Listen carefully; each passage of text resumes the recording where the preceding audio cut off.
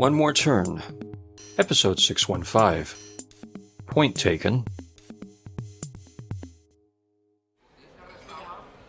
Was it out of some necessity that led you to conclude it'd be in our best interest to meet at this neutral location? Necessity and neutrality had nothing to do with it, Caden. This place is located almost halfway between my work and home. It has been my long understanding that almost only counts in horseshoes.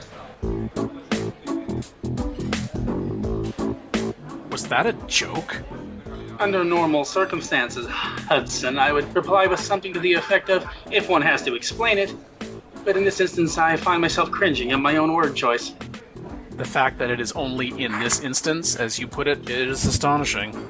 By work, you do mean One More Turn solution still, correct? Yes, but as I told you in my text, Caleb is once again its employee, and he's there now. That did, and does, explain why you are not there presently. Riley? Is the reason I asked you to meet me here. Her birthday is coming up soon, and I thought it would be nice to you dart your eyes around anymore, and you're gonna go cross-eyed. Is that some measure of much belayed elderly brotherly advice? That's elder, thank you very much. Now cut it out. What are you doing? I believe you just told me what I was doing, and what a potential... Again, I go back to the joking. I was merely extrapolating where your home might be if this location is approximately equidistant between it and One More Turn solutions. Subtly not subtle. I do not know to what you are referring. That's bullshit, and you know it. Bullshit. Clap, clap. Bullshit. I hear you saying the quotes, but the fact that you're saying them at all? Okay, it's a joke. If one has to explain it. Quoting yourself is not helping. Now, about Riley's birthday. The family is not ready to accept her.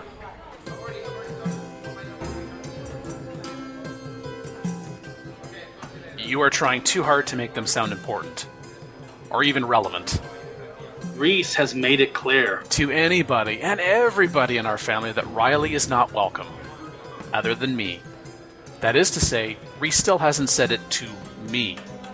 I welcome Riley into the family openly.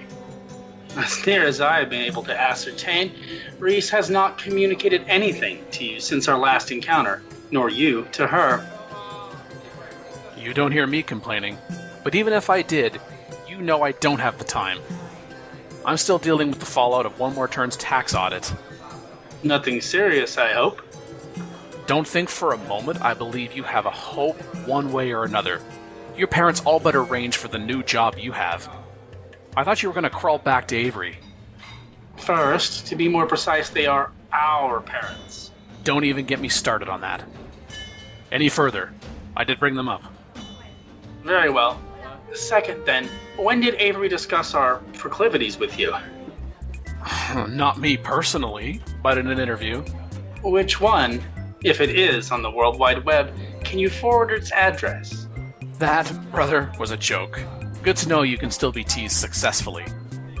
I would have been better off never knowing about your, proclivities, though. How could you be glad about something for which you would know nothing? Riley's birthday is weeks away. I won't presume to tell you that I'm pleased with her efforts that brought us into contact, or with most of anything she's ever done with her life.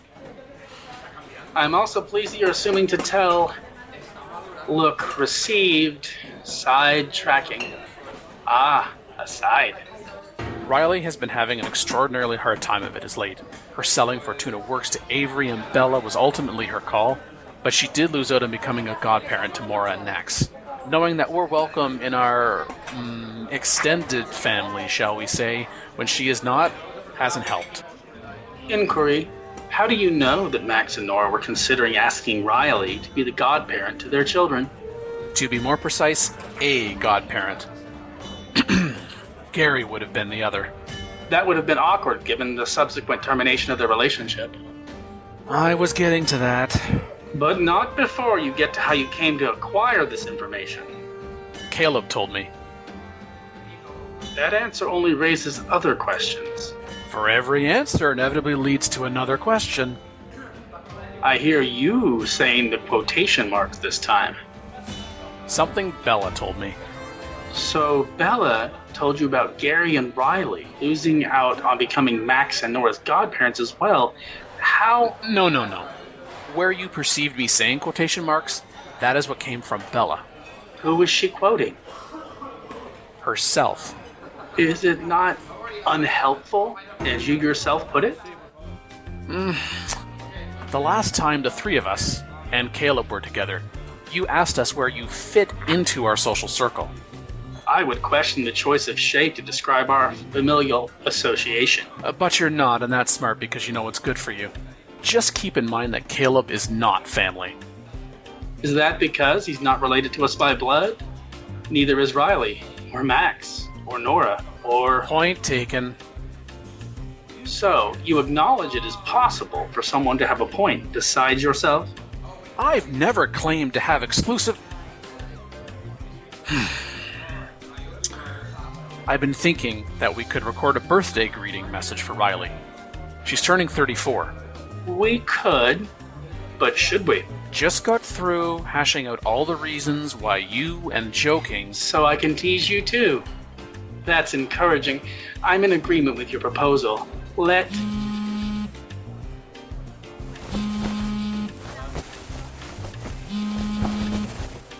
If you'll excuse me, I believe it to be fitting that I take this call at this time.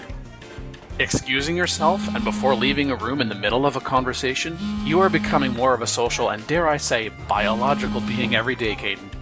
Text me tomorrow when you have an idea as to what we should say in our message for Riley. But a birthday video for Riley was your... Very well.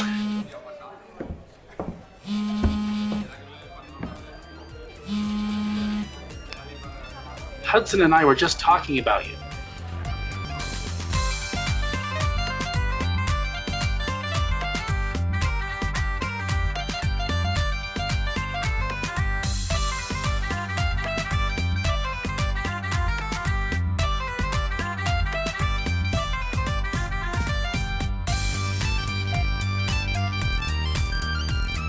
One More Turn. Written created by Daniel Dan Q. Quick. Edited by Dark Cloud and Michael Ubermakla Bryant. Directed and produced by Daniel Dan Q. Quick. Characters in order of appearance. Caden voiced by Ernie, Darkest Onion. Hudson voiced by Daniel Dan Q. Quick.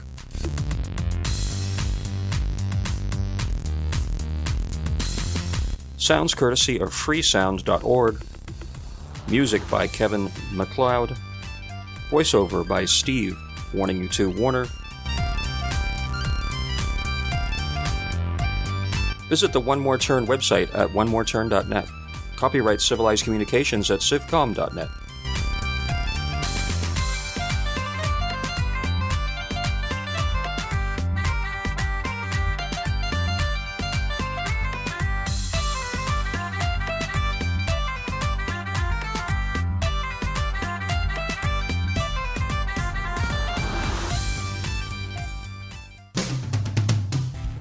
On the next episode of One More Turn...